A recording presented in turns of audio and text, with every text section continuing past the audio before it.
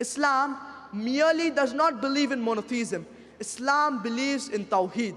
Tawheed comes from the root word wahada, which means to unify, which means to consolidate, which means unification.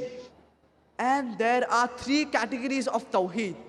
Tawheed al-Rububiyyah, Tawheed al-Asma'i wa Sifat, and Tawheed al-Ibadah.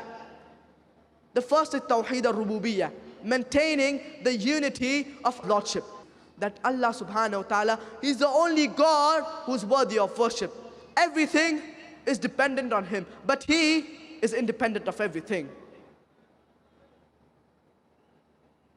The second category of Tawheed is Tawheed al-Asma'i wa Sifat. This has further been divided into 5 subheadings. The first is that the names and attributes to give to Allah subhanahu wa ta'ala, it should be as per Allah and His Messenger have given. You cannot give your own names. For example, you cannot say Allah subhanahu wa ta'ala is Al-Ghazzab. Though Allah subhanahu wa ta'ala gets angry, you cannot give your own attribute to Him. The second is that the names and attributes you give to Allah subhanahu wa ta'ala, the description should be as per Allah and His Messenger have given.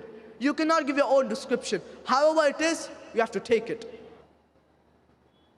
The third is that the qualities of human being, you cannot give it to Allah subhanahu wa ta'ala.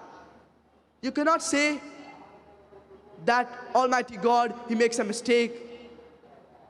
You cannot say Almighty God, He forgets. Na'udhu billah. The fourth is that you cannot give Allah subhanahu wa ta'ala's qualities to a human being. You cannot say, I saw an immortal person. The fifth is that when you give the name of Allah subhanahu wa ta'ala to any human being, you have to add Abd before it. For example, Abdullah. And Abd can only be added before the name of Allah subhanahu wa ta'ala. You cannot say Abd Rasul. The third category of Tawheed is Tawheed al-Ibadah, maintaining the unity of Allah's worship. That Allah subhanahu wa ta'ala is worthy of worship. You have to worship Allah subhanahu wa ta'ala without associating partners with Him.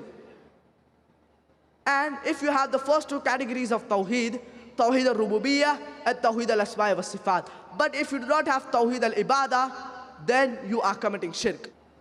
And Allah subhanahu wa ta'ala says that the biggest sin in Islam is shirk.